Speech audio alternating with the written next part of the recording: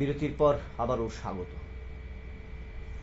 এবার আটক বাংলাদেশ অনুপ্রবেশকারীরা একদিকে ভারতে আসছে, ভারতের বিবাদ ত্রিপুরায় আসছে।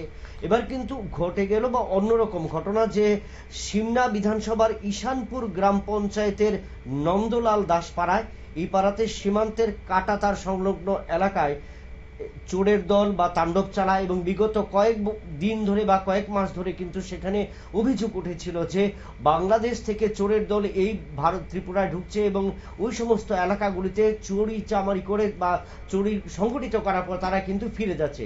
এরকমই কিন্তু আজকের সকালে, রবিবারের সকালে তার কাটা টোপকে কিন্তু ভারতে প্রবেশ করে এবং সেখানে কিন্তু অপরিচিত যে তিনজনকে দেখতে পায় সেখানকার লোক এবং তারা কিন্তু তাদেরকে আটক করে এবং সেখানে কিন্তু পরে তারা বিএসএফ এর হাতে তাদেরকে তুলে দেয়। এবং সে বিষয়ে আমরা সংশ্লিষ্ট যে রয়েছেন গ্রামবাসী তাদের কাছ থেকে জানবো ঘটনা কিভাবে এবং কাদেরকে তারা ধরেছে এবং কাদের তারা বাংলাদেশি বলে চিহ্নিত করেছে এবং তাদের বিএসএফ এর হাতে তারা তুলে দিয়েছে। আমরা শুনে নেব সংশ্লিষ্ট বক্তব্যটা। তার কাটানোর যন্ত্র লইয়া বাংলাদেশে তিনজন চুর তারা দেখে লুকাইতেছে জঙ্গলে। তারপরে আমরা গ্রামবাসীর মধ্যে তাই খবর দিছে। খবর দেওয়ার পরে আমরা আধা কিলোমিটার দূরাইয়া চুটরে আনছি, আমাদের সাইডে আনছি। আনার পরে তারপরে দেখা গেল তিনজন আসছিল, দূরাইতে তিনজন আসছিল। তিনজনের মধ্যে একজন তার কাটা ফারিয়া গেছে, দুইজনরে আমরা ধরতে পারছি হাতে নাতে। তারপরে বিএসএ ভাইয়া এরা লইয়া গেছে গা। আপনারাই প্রথমে দেখছেন? আমরা কৃষকই দেখছি। এই গ্রামটার নাম কি? এখানে লাখ টাকার প্রশ্ন হইলো বিএসএফ তো করা ডিউটি। বিএসএফ থেকে তিনজন তার কাটার উপরে দেওয়া তার কাটা কাজটা কি করে ইন্ডিয়ার ভিতরে ঢুকলো। তারপরে 12 ঘন্টা সে সন্ধ্যার সময় 12 ঘন্টা হারিয়া তার পরের দিন সকাল অব্দি লোকটা ইন্ডিয়ার ভিতরে কি করে থাকে, কি করে বাংলাদেশের লোকটা ইন্ডিয়া তাইলো। এই জায়গাটার নাম কি? এই জায়গাটার নাম দক্ষিণ ঈশানপুর নন্দলাল দাসপাড়া। এখানে বছরের ভিতরে আপনার দুইবার তিনবার চুরি হইতেছে। প্লাস চুরি হওয়ার কারণটা মানে আমরা 12 মাসের ভিতরে 9 মাস কারেন্ট থাকে না গ্রামের ভিতরে। চুরি হওয়ার মেইন কারণ এটা গ্রাম একটা অন্ধকার একটা ইয়েতে মানে পরিণত হয়। এমনি তো বর্ডারের আমি রাজ্য সরকারের কাছে এটাও কইতাম চাই, আমাদের গ্রামটা বর্ডারের পার্শ্ববর্তী গ্রাম, আমরা কারেন্টটা যাতে 24 ঘন্টা দেওয়া হয়।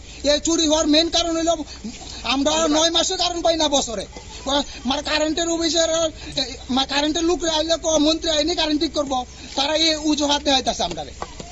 আচ্ছা, এই যে সমস্ত চুরটা ধরছেন তারা কি সবাই বাংলাদেশি তারা সেই নিজের মুখে স্বীকার গেছে। 3 জন ছিলাম, 2 জন বাগজে, মানে একজন বাগজে আর 2 জনরে আমরা ধরছি।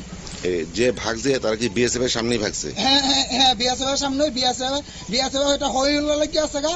এই যারা গ্যাপ করে আছে গ্যাপের দা মানে বাইক গেছে গা। তারা কিছু চুরি করছে এরকম কিছু পাইছেন?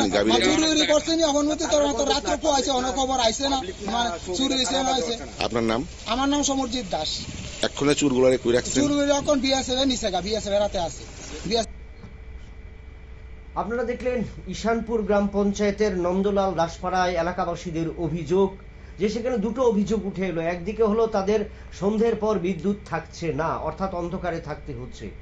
ভোটের আগে বা ভোটের পরে যখন যেই চিত্র যে নেতা বা জননেতারা সেখানে কিন্তু ভোট বৈতরণী পার হওয়ার জন্য কিন্তু একাধিকভাবে তাদেরকে আশ্বস্ত করেন, কিন্তু সেখানে কিন্তু তাদের অভিযোগ কিন্তু সন্ধ্যের পর তাদের একদিকে বিদ্যুৎ থাকে না এবং অন্যদিকে তারা কিন্তু তুললেন কেন্দ্রীয় বাহিনী, যে কেন্দ্রীয় বাহিনীর যে সহযোগিতা বা তাদের হাত রয়েছে যার কারণে কিন্তু বাংলাদেশের এপারে ঢুকছে এবং সেখানে চুরি করছে বা বিভিন্ন অসামাজিক কাজে কিন্তু তারা লিপ্ত হচ্ছে। দুটো ঘটনায় কিন্তু সেখানে তারা কিন্তু গ্রামবাসীরা অভিযোগ তুলে ধরলেন এবং সেখানে বোঝা গেল যে কেন রাতের বেলা সেখানে বিদ্যুৎ বা অন্ধকার থাকে বা বিদ্যুৎ সংযোগ থাকে না। সেই বিষয়টা কিন্তু এখন বিদ্যুৎ দপ্তরকে কিন্তু অনেকটাই কাঠগড়ায় দাঁড় করিয়ে দিলেন সেখানকার মানুষ।